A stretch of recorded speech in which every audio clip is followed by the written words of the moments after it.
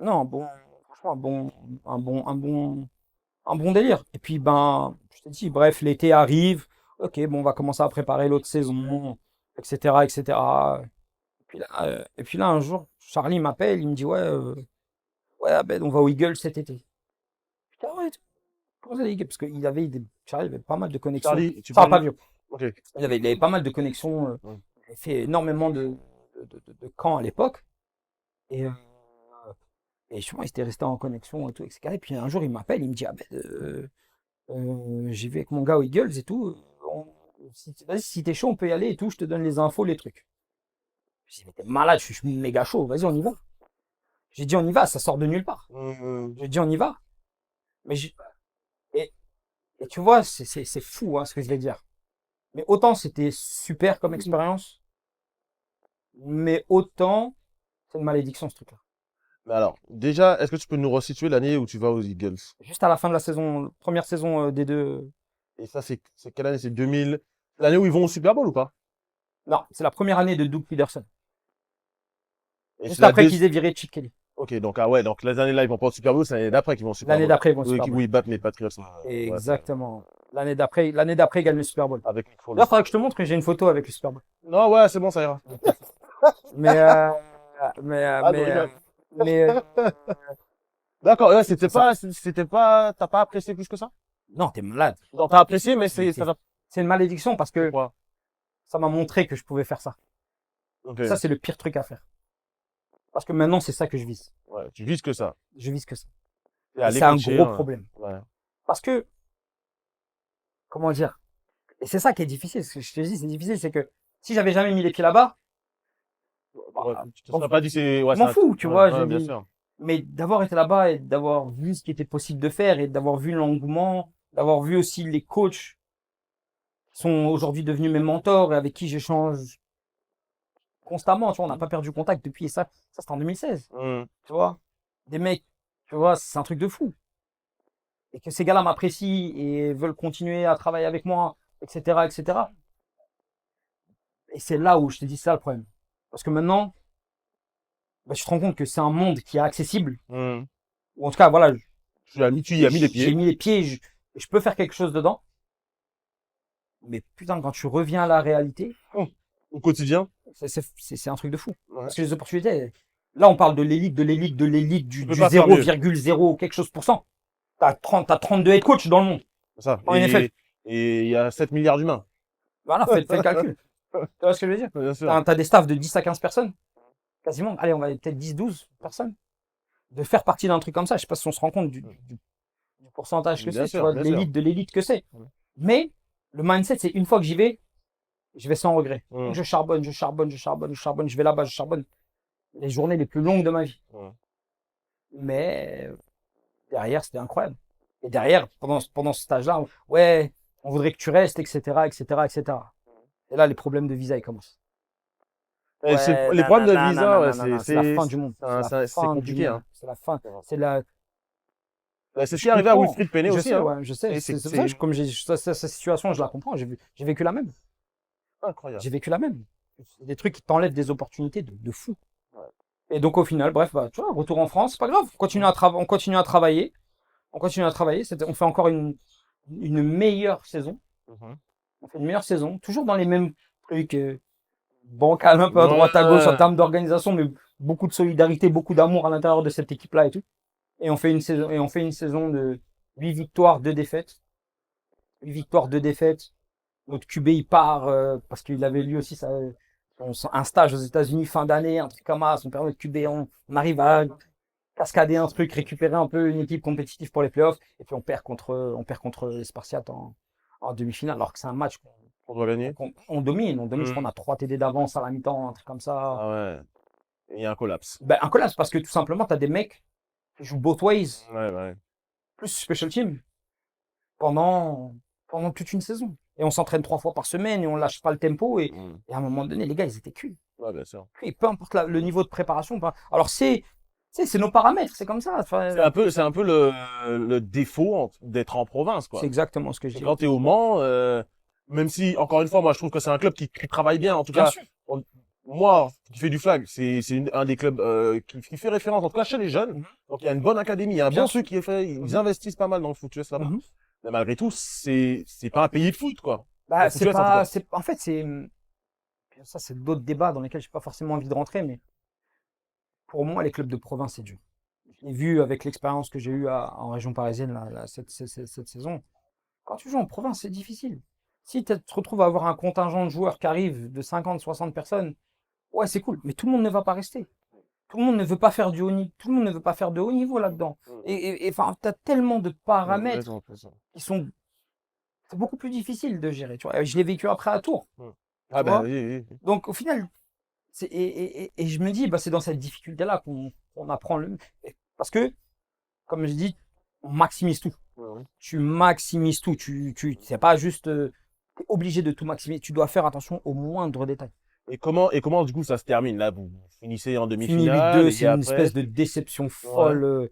Folle. Mais le problème, c'est que la croissance, le club à ce moment-là, il suivait pas. C'est-à-dire que pour être compétitif et pour aller franchir ce cap-là et de monter en élite, il aurait fallu réinvestir, il aurait fallu surtout m'aider dans le staff parce qu'il n'y avait toujours pas de coach. Il y avait ici Sam Gormezzano qui était venu m'aider en fin d'année, qui est après lui devenu head coach au Mans, etc., etc. Mais je veux dire, on était très low staff. Tu vois, il y avait quasiment personne, on faisait tout, tu vois, on faisait tout nous-mêmes. Donc, et puis à ce moment-là, j'ai dit, ah, vas-y, tu sais quoi, c'est le moment pour moi de ça. J'ai atteint les limites de ça, de ce truc-là. Et quand tu pars du Mans, tu vas où déjà? Équipe de France. Équipe de France. Équipe de France. Je pars pas du Mans pour aller en équipe de France. Pendant que j'étais au Mans, tu as intégré le staff. J'avais intégré le staff équipe de France avec les humains, etc.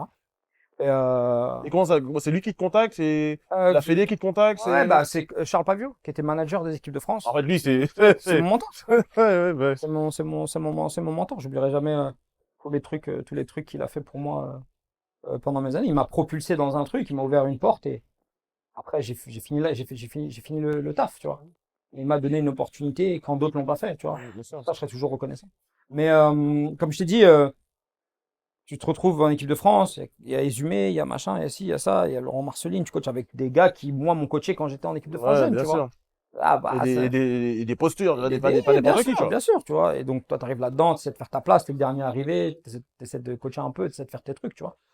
Donc, oui, ça se passe bien. Franchement, ça. Quelle position, toi? Je coachais. Et je te dis, j'étais le couteau suisse de ce truc-là. Ok.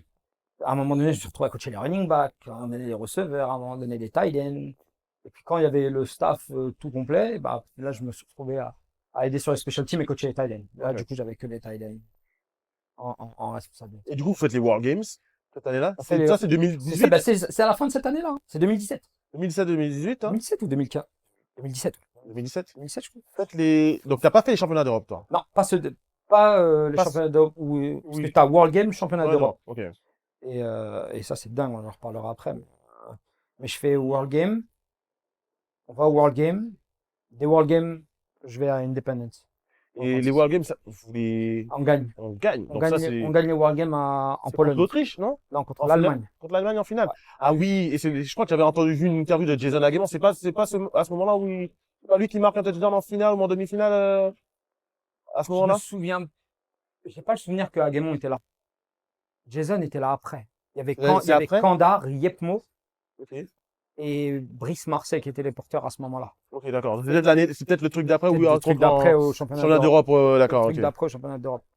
Et on fait les World Games, on gagne, super. Et puis le lendemain, je dois partir Le lendemain, littéralement, tu vas. Je rentre, je prends ma change de valise. Et Independence, Kansas. Juco Life, ouais. Et comment. Encore, tu vas me dire c'est Charles, tu vas me dire, je crois. Non.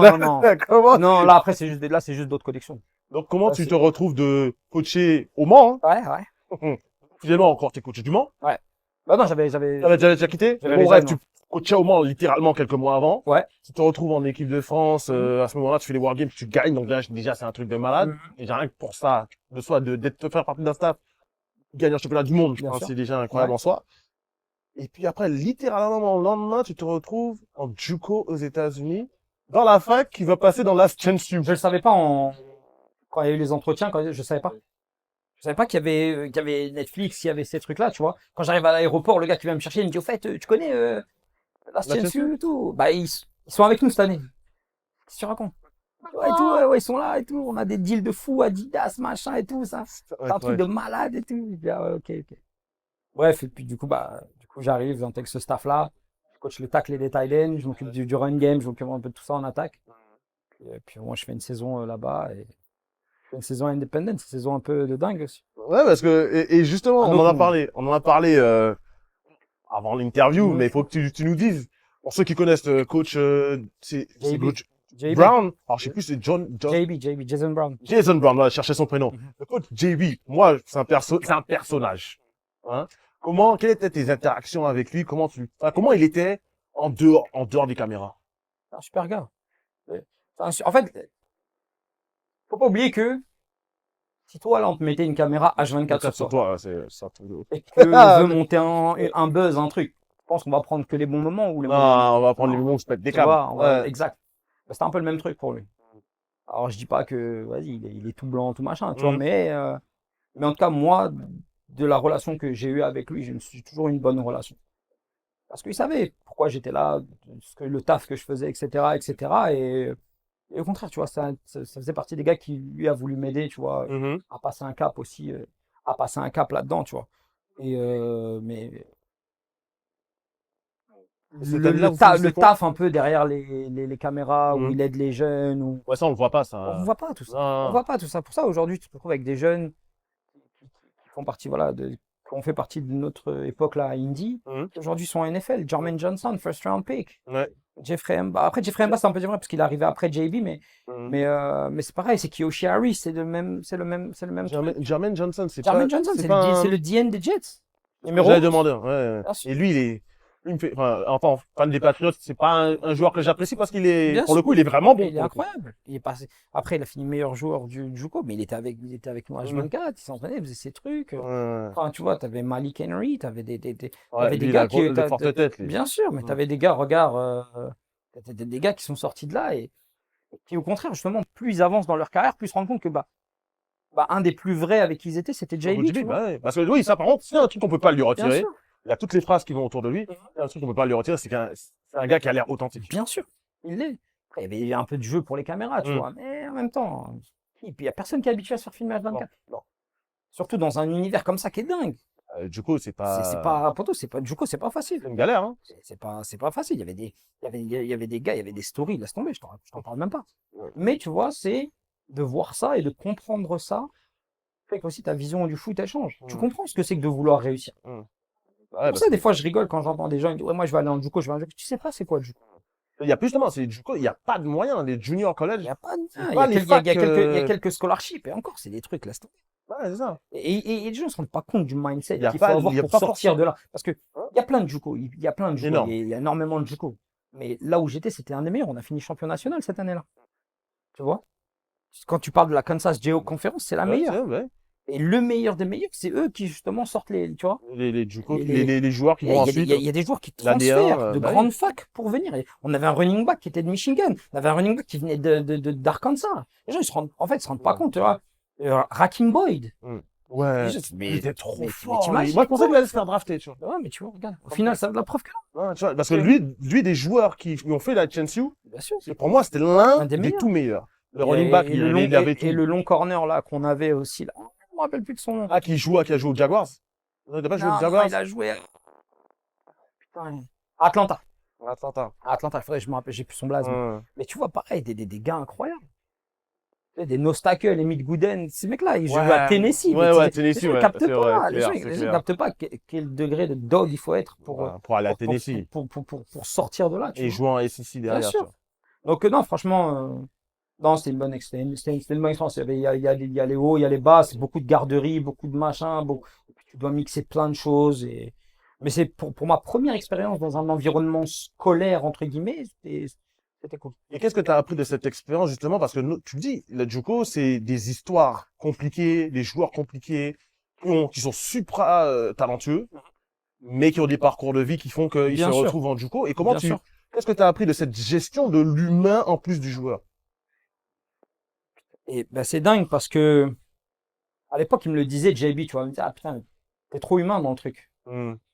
À la première occasion, les joueurs, comme il a dit, they're gonna fuck you up. La première occasion qu'ils vont avoir, s'ils peuvent te trahir, bouger, faire un truc, ils vont le faire. Donc, il a dit, invest, mais sache à quel point tu dois. Et je pense que ça a de mes défauts, ça. Tu vois, de vouloir donner, de vouloir trop donner, tu vois, un truc comme ça, tu vois. En tout cas, pour ceux qui veulent. Vraiment, ceux qui veulent vraiment. Ouais, bien sûr, bien sûr. J'ai pas de limite, j'ai pas de barrière pour aider, tu vois. Et mais je pense que ça a été ça. Ça a été de comprendre, tu vois. Et ça m'a aidé pour la suite. De savoir mettre des barrières. Des barrières de temps en temps, tu vois. Parce que justement. Tu restes le coach, en fait. Ouais, Il y a une différence entre coach non, et non, joueur. attention, je ne mélange pas les deux. Mais c'est juste que, ben, des fois, en fait, tu te rends compte que on va se servir d'excuses, de trucs, de ça, de machin, à la contre-performance, à ci, à ça, tu vois. Ouais, ah, ok, je vois ce que Tu vois tu ce veux que je veux dire. dire? Donc, Bien sûr. faut être smart, hein. Faut savoir différencier. Faire la part Faut des donner choses. une part d'humain, mais il faut pas oublier que, Tu es là pour performer. pour toi, il y a du foot, des machins. La vie à Bien côté, si sûr. tu as besoin de moi, je suis là pour toi.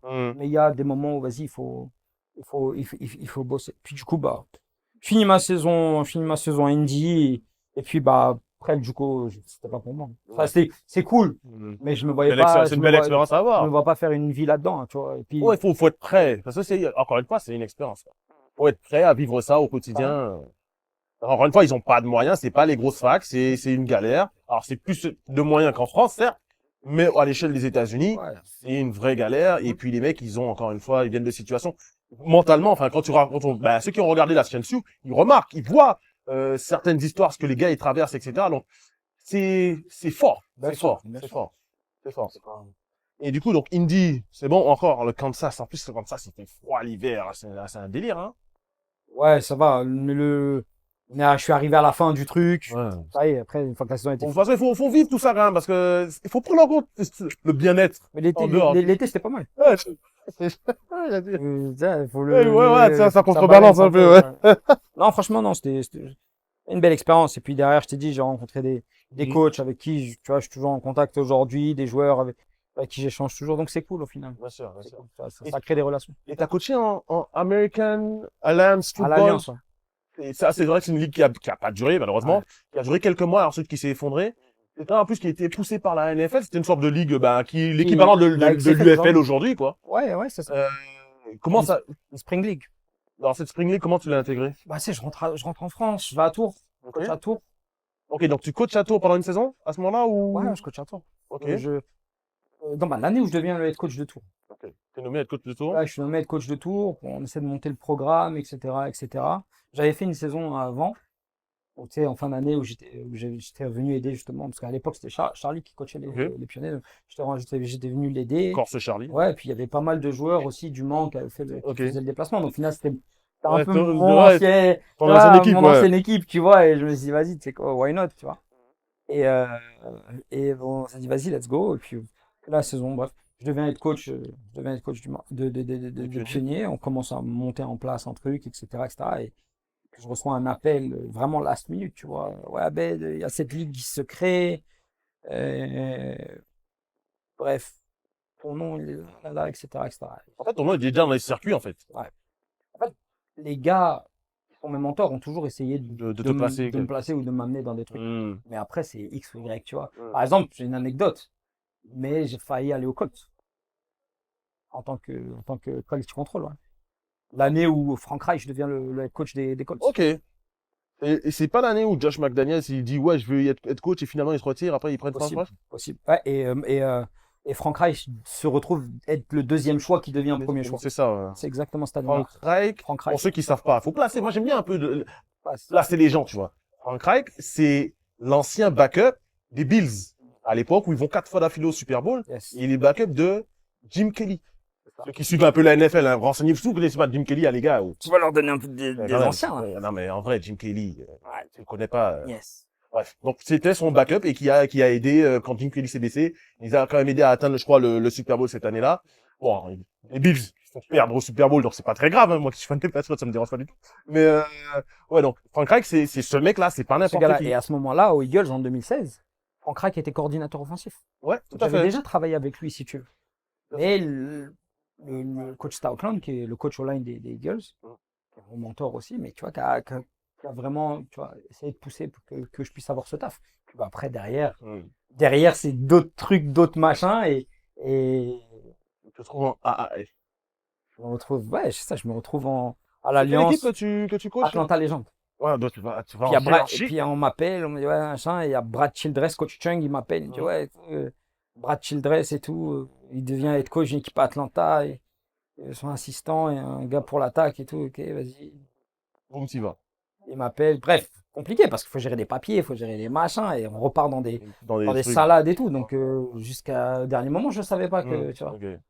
Et puis comme c'est une Spring League, bah, c'est pas les mêmes dates. Tu pars, je suis là, je me suis retrouvé aux États-unis C'est au mois de mars que ça commençait, je bah, crois. on a commencé plus tard, on a commencé en janvier. Ok. Ouais, janvier, Bah, les février. entraînements, Non, ça on va était en encore. training camp en Ouais, c'est janvier, ça, voilà. mais on a commencé en février, je crois. Juste Juste après après le Super Bowl, ouais. exact, c'est ça. C'était une ligue qui était sponsorisée, un petit peu poussée par la NFL. Ouais, donc, c'est ça. Et truc de fou, je me retrouve à Atlanta, Brad Childress qui est l'ancien head coach des Vikings, Brett Favre, Randy Moss, Adrian Peterson. Enfin, anecdote de fou, il me sort la liste du staff qu'il avait créé à l'époque où justement il était coach à Minnesota. Ouais. Et dedans, t'as Eric Bieniemy, t'as Mike Tomlin, t'as Kevin Stefanski. Kevin Stefanski a le rôle que moi j'avais pour lui. Qui est lui head coach maintenant aux Browns. Donc, tu vois, t'avais Je dis pas ça. Non, mais je dis pas que tu serais coach des Browns, non, mais je dis, mais tu vois, vaut mieux pas pour toi. Non, Mais- t'es fou. T'es malade, t'es fou. Je me rends pas compte de ce que c'est.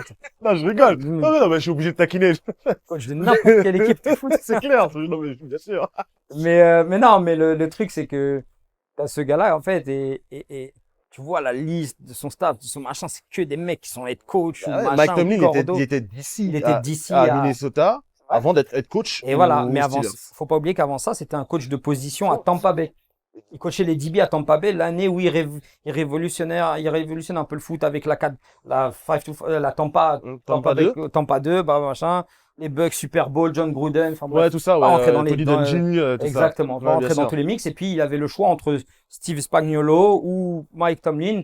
Il voulait prendre Steve Spagnuolo, mais Steve Spagnuolo est devenu head coach des Giants. Il s'est retrouvé avec Mike Tomlin. Mike Tomlin, DC, boum boum. Regarde, il est aux Steelers depuis 30 ans maintenant. C'est ça. Non, mais bien sûr, mais ouais. Mais c'est des anecdotes qui sont dingues. Incroyable. Et quand tu vas dans ce milieu-là, en fait, c'est là où tu te rends compte à quel point toutes les connexions sont proches, tous les trucs sont. Oui, c'est du copinage, entre guillemets. Bah, du copinage, ouais, bien sûr. Puis tu vois, je me retrouve avec Brad Childress.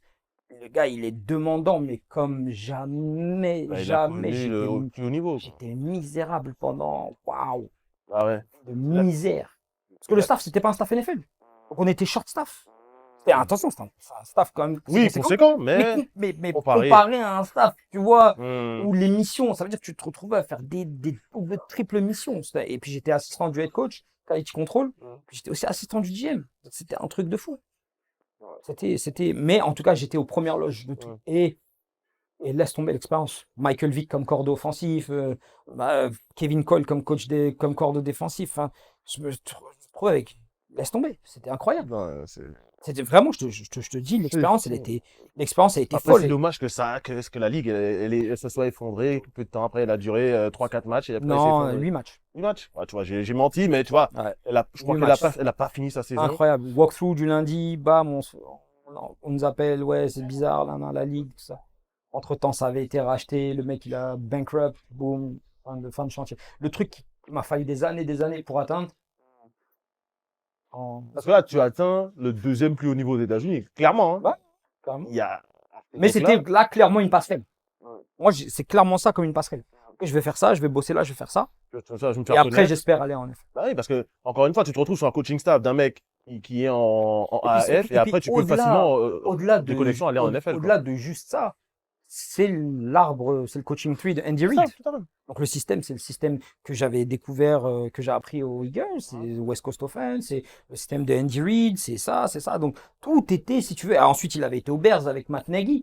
Donc en fait, c'était le conseiller entre guillemets un peu spécial de Matt Nagy quand il est devenu head coach aux Bears. Des Bears, il est venu à Atlanta, tu vois. Et après, le retourner à Kansas City. Ouais. Exact, tu vois. Mais c'est même le système de John Gruden. Bah, c'est un peu une version différente, mais ouais, on est dans c'est la nomenclature, ouais. Tout à fait, dans le truc, après, il y a eu des déclinaisons, plein de trucs, mais... Donc, tu es en train de nous dire que dans un multiverse, là, tu serais dans le coaching staff des Kansas City Chiefs. Putain, bah, tu sais quoi? Dans une multiverse. Dans un multiverse. C'était un objectif. Ouais. De me dire qu'il faudrait que je fasse à peu près 2 ou 3 ans de gros charbon et qu'ensuite je puisse aller travailler avec Andy Reid. C'était un des objectifs, c'était un de mes trucs. Ouais, Imagine, ouais. Oh, tu seras allé dans le coaching staff et tu aurais perdu contre les Patriots en finale AFC, en plus, comme ça. Alors peut-être que je serais resté aux Eagles et j'aurais gagné un Super Bowl. Ça mes Patriots, ouais. Tu aurais marché avec ta bague, là. Non, mais tu vois ce que je veux dire, mais Bien c'est sûr, voilà, on bien parle de sûr. trucs, c'est des fantaisies, tu vois, mais pas si loin, tu vois. Non, Pas si loin. Après, c'est que ça se tient à pas grand chose. non, c'est clair. Ça se tient à pas grand chose, puis au final, la ligue est fold. Boum, on revient à zéro. Et là, tu retournes Ouais. chez les pionniers, en Touraine. En Touraine. On joue les playoffs. Non, mais tu regardes, ça a été le socle. Ça a été le socle. Je sais que quand je suis rentré, j'avais une maison, tu vois. Ça, tout le monde ne peut pas le faire, ça. Non, c'est clair. Tu Et vois ça permet de prendre des risques, justement. Bien sûr. Mais Tu sais que tu peux retomber sur il tes y a un pieds. truc que j'ai fait aussi, je coachais les pionniers à distance quand j'étais à Atlanta. Ouais. C'est un truc que peut-être j'aurais pas dû faire. C'est Ouais. pas que j'aurais pas dû faire, mais j'ai pas. Avec tout ce Je que me tu avais suis à faire, dédoublé. t'as- Je me suis dédoublé, triplé. Parce que je voulais pas abandonner les gars. Tu vois. bien sûr. Je voulais pas abandonner. C'était tes gars, au final. Je suis parti en dernière minute et tout, et je voulais pas les laisser livrer à eux-mêmes, tu vois. Mais avec le recul, tu vois. Après, on s'en sort, je reviens, il faut gagner, je crois, il reste 3 matchs. Il faut en gagner 2 pour aller en playoff. Boum. On gagne 2, on perd 1, on va en playoff et on perd contre les Vikings de 1 point qui sont champions de France des deux cette année. Ok. Et donc, du coup, après, tu reviens l'année d'après chez les pionniers. On revient l'année d'après, là, on a dit, ok, on y va. Il y avait pas un mec, les gars, il y a pas un mec d'Orléans, aux pionniers à cette époque-là, là? Charles. Charles Kouassi. Ouais. Le DB. Polo aussi. Ils sont arrivés après, Ok. Charles Kouassi était là l'année de la première année. Charles Kouassi était là l'année, parce qu'il faut savoir un truc. C'est qu'on fait ça, bref, on build une team, on se dit, ok, on y va. On va build une team à Tours, et puis on y va, on s'accroche.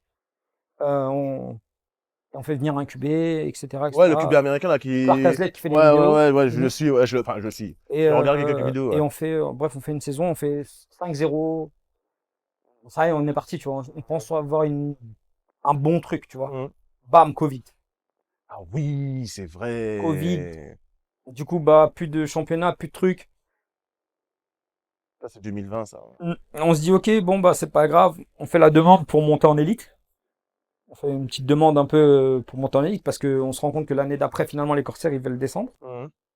Et qu'une équipe au nord pour remplacer. Mais nous, on se dit qu'on est ready. On a tartiné tout le monde au nord. On se dit, ah, c'est bon, tu vois. Au moins, nous, ça va nous permettre de monter en élite, faire une année d'expérience avec un groupe plus jeune et puis build et puis voir ce que ça donne, tu vois. Ah, tu connais nos amis. Ils ont fait un championnat de fou malade. Ils ont décalé des trucs, ils ont fait monter Thonon dans le nord, ils ont décalé Toulouse dans le sud. Ouais, c'est à ce moment-là. Ah, des bons trucs, hein, des bons dossiers. Mais c'est la vie, c'est comme ça. Donc, tu vois, donc on arrive à une année où le foot, il reprend. Revanchard. C'est pour ça qu'avec Tours, on a allumé tout le monde en D2. Les gens ne se rendaient pas compte. Juste pour l'anecdote, quand même, il faut que je passe une anecdote. Si tu sais que si j'ai commencé le flag, c'est grâce à Charles. C'est vrai? C'est lui qui m'a dit, vas-y, viens tester le foot US et tout, machin. Je viens tester, je fais un entraînement littéralement de foot US chez les pionniers à cette époque-là, 2016, machin. Ouais. Et il me dit, et après il me dit, ouais, il y a du flag et tout. Donc je fais mon premier entraînement. Après, boum, je continue pas parce que le prix des équipements et tout ça, ça m'a. Et après, l'année d'après, il me dit, ouais, il y a du flag et tout, viens faire du flag. Vas-y, je viens faire du flag. Et là, boum, j'ai pas arrêté. Tu vois, c'est incroyable. Tu rencontres une personne, ça déraille la trajectoire, tu vois. C'est un truc de malade, c'est un truc de malade. Donc, du coup, vous reprenez, donc, cette année-là, après le Covid. On reprend, c'est un an, je crois, c'est un an d'arrêt, un an et demi d'arrêt, un truc comme ça. Ouais, il y a 2 saisons. Tous les championnats, ils avaient repris partout sauf en France. Un truc de ouf. Bref, et du coup, bah, on reprend, cette année-là. Et la chance qu'on a eue, c'est qu'on n'a pas perdu tout l'effectif pendant le Covid. Donc, on avait quand même réussi à garder le noyau, le truc. Et puis, bah, j'ai dit, vas-y, c'est le moment, on va pousser le projet, tu vois. Et puis, ben, on se retrouve comme ce que nous, on avait prévu. On n'était pas forcément attendu, mais nous, on savait que, voilà, on voulait être champion. Et on finit l'année, on est champion des deux. On fait 9-1, on perd les derniers matchs contre les Lions de Bordeaux, chez eux, un match. On marque 40 points de moyenne, on perd là-bas 6-2. J'oublierai jamais ces douilleurs là-bas. Tant mieux, parce que si on fait pas ça, on n'est pas champion. Après ce truc-là, je sais pas, j'ai pris un virage à 90 degrés, j'ai tout flippé le mindset. J'ai dit, ok, vas-y, on va travailler encore différemment. Donc j'ai encore appuyé d'un level pour cette préparation des playoffs. Et puis tu vois, je crois, on met 40 aux Templiers, 40 aux 50 aux Léopards. Belle revanche, j'étais content d'ailleurs. Hop, ça sort. Et puis on va en finale et les Dauphins de Nice. Incroyable. À la maison. Attends. C'est un bel événement, bel événement. Et vous gagnez. Et on gagne le championnat de France. Et là où tu avais échoué oui, c'est un échec, parce que tu perds.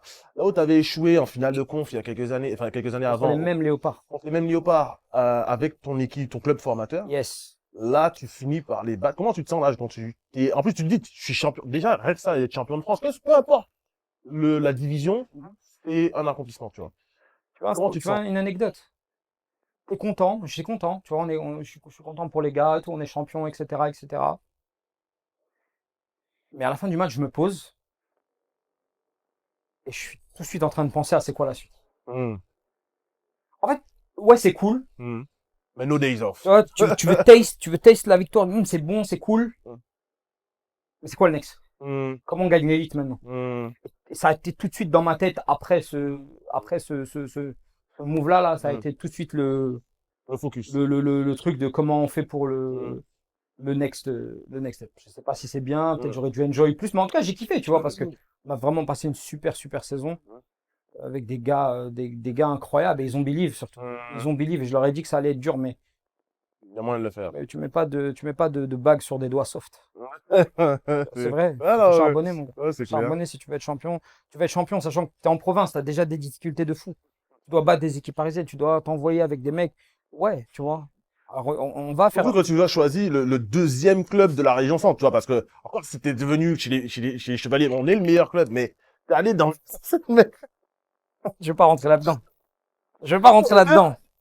Mais en tout cas, c'était cool parce que derrière c'était un moment t'es content, tu vois, t'es content. Oui. J'étais content pour mes gars, j'étais content pour les joueurs qui avaient fait le trajet avec moi du Mans, qui avaient pu goûter à ça, tu vois, on l'attendait ce truc-là. C'est vrai qu'en plus Tours le Mans, en vrai, c'est pas si 45 minutes. 45 minutes, tu vois. Tu vois, je pouvais être à la maison le soir, tu vois, c'était cool. Bien sûr. Et le truc, c'est de me dire, putain, enfin, tu vois. À chaque fois, on n'était pas loin, à chaque fois, il nous a manqué quelque chose et là, t'as réussi. Et là, on a réussi. Et c'est pour ça que j'étais con. Mais est-ce que ça n'a pas un goût amer quand on sait ce qui se passe après? Ouais. C'est le revers de la médaille.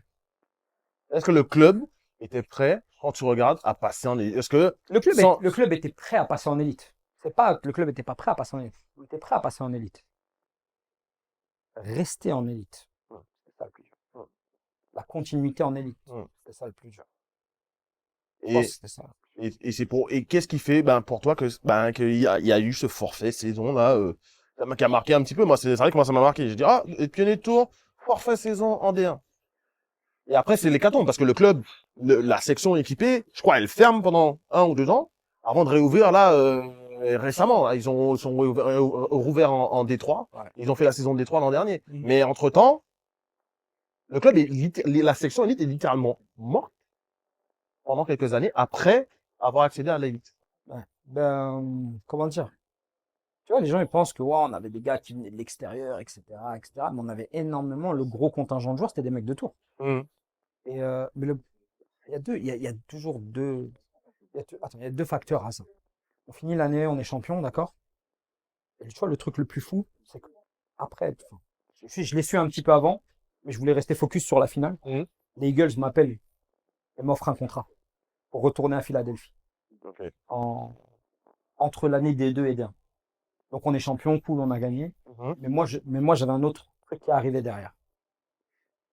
Je fais tous mes papiers, je fais tout excellent, super, machin. J'arrive à Philadelphie, problème de visa. Encore. Et ça a été le pire. Ça, c'est vraiment le pire. Parce que cette fois-ci, je pense que j'y allais pour rester. Et ça a été un des plus gros coups durs de ma vie entière. Et Dieu merci, on est tous en santé, enfin toute ma famille. Bien sûr, parce que c'est ça. Faut remettre les choses dans leur contexte, bien sûr. Tu vois, après la famille, etc. Ça reste le plus coup dur de ma vie. Vraiment d'arriver, d'être dans l'avion, de monter à Philadelphie, de voir le truc, machin. Tu vas toucher à ton rêve, voilà. Et surtout que voilà, il y avait un vrai truc, tu vois, il y avait une vraie opportunité, Nick Sirianni. Mais moi je comprends pas comment t'as un contrat et on te donne pas le visa.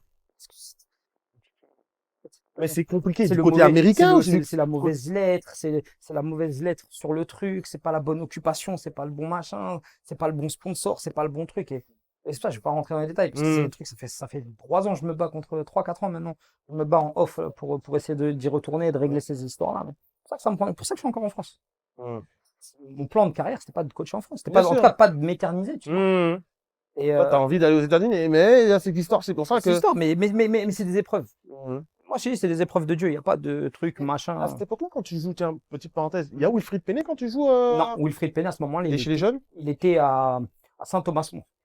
Saint-Thomas-More, il commençait son truc à Virginia Tech. Il revenait souvent. Ok. Il revenait pendant les vacances et tout. Parce que, tu vois, c'est, les gens, moi, je vais faire le parallèle parce qu'en fait, les gens, ils croient que Wilfried, c'est une histoire de visa, ça peut être, de l'extérieur, on peut se dire, ouais, mais en fait, c'est un mytho, c'est quoi, ces histoires de visa, c'est bon, ça se règle, machin, c'est bon, s'il était vraiment machin. Mais en fait, non, c'est En fait, je pense que une vraie il y a barrière, quoi. certaines équipes qui manquent d'éducation là-dessus. Quand je dis éducation, c'est comment faire les choses. Par exemple, tu regardes, les Eagles ont manqué d'éducation là-dessus, sur comment gérer ce truc-là international, etc. Tampa Bay le fait super bien. Ok. Tampa Bay le fait super bien. Ils ont une Parce qu'il académie. c'est vrai qu'il y a des coachs Il y a une qui académie de coachs, tu vois, qui font venir des mecs dans internationaux, les, les bien invitent sûr. sur des training camps, mais tout est légal, tout est dans les visas, dans les machins, avec des avocats, avec tout ce qu'il faut, tu vois. Et encore, attention, hein, les Eagles m'ont énormément aidé. Énormément aidé. Dom Disandro, là, que tout le monde voit, Ouais, c'est un de mes gars qui est le gars de la sécu, là. très, très proche de lui. Et il m'aide constamment avec les avocats, les trucs, les machins et tout. Mais c'est au-delà de ça. Peu importe que tu sois une franchise, un truc, c'est au-delà de ça. Parce que en fait, c'est tricky comme truc. Tu vois, c'est vraiment tricky comme système. Donc, bah, il faut de la chance. Faut que tout soit parfait. Faut que tout s'aligne bien. Une fois que tu es là-bas, c'est pas le problème. C'est d'y aller le plus dur. Donc, tout était aligné. J'avais l'opportunité, j'avais le truc. Bref. Et du coup, bah, grosse déception. Et je me venge sur quoi? Je me venge sur l'élite d'après, tu vois. Je me dis, bon, ouais, vas-y, il faut tout de suite que je bounce. C'est quoi mon turnaround? Mon turnaround, c'est le projet en élite, tu vois. Donc, on continue, on build sur ce qu'on avait fait à Tours. Et puis, on se dit que, vas-y, on va aller en élite, mais on veut pas aller pour faire de la figuration. Vous êtes allé en playoff. On allait en playoff, ouais.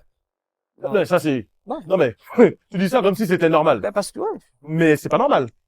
T'arrives, encore une fois, d'un club qui était pas si longtemps que ça en D3, qui a fait D2, tu les amènes au titre de D2, tu montes en D1, et ta première année de D1, playoff. Mais pendant cette année, on se fait gifler. Les BP, ils nous en mettent 49 au deuxième match.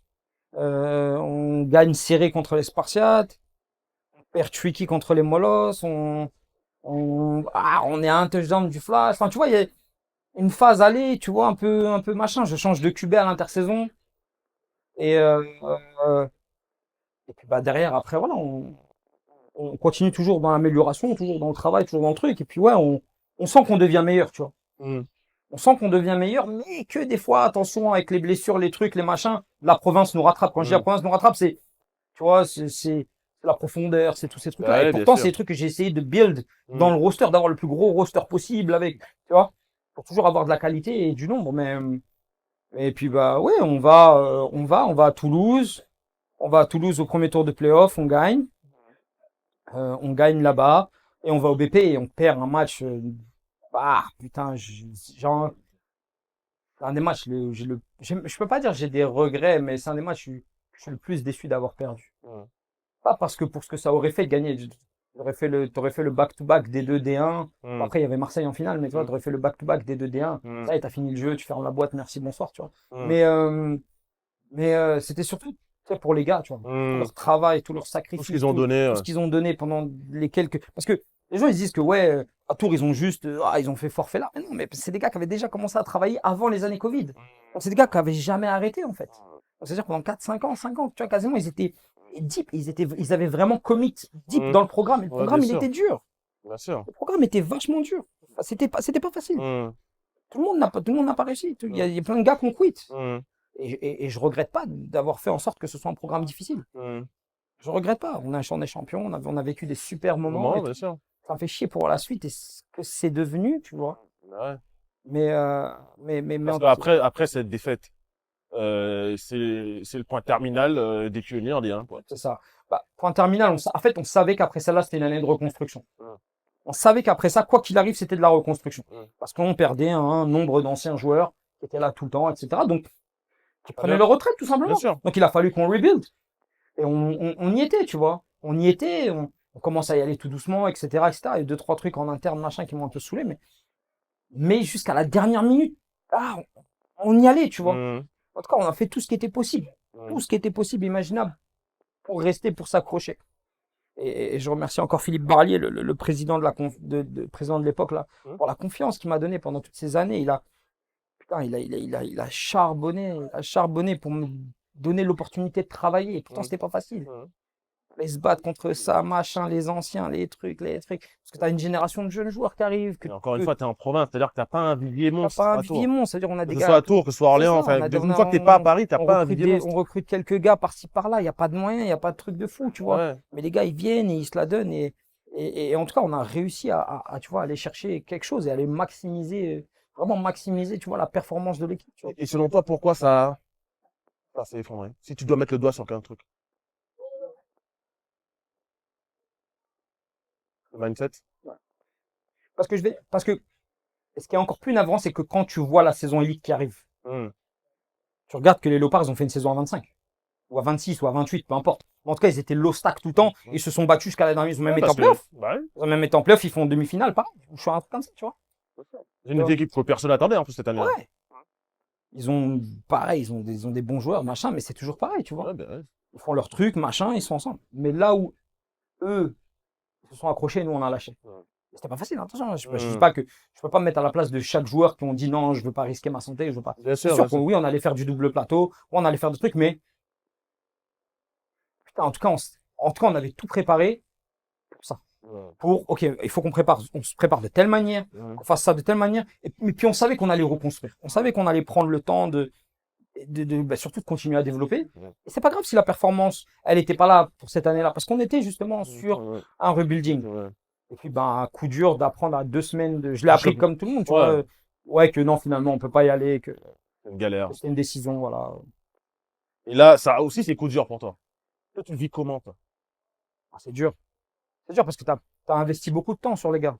T'as investi énormément de temps sur le. Toi, dans notre tête coach, c'était dur pour toi personnellement. Ouais. Tu penses aussi à tes joueurs à ce moment-là. Bien sûr, je pense à tout le monde. Je pense à ceux qui voulaient continuer l'aventure. Je pense à ceux qui voulaient arrêter. C'est pas une décision facile. Ça a été soumis à plusieurs votes, à chaque fois en interne et tout, tu vois.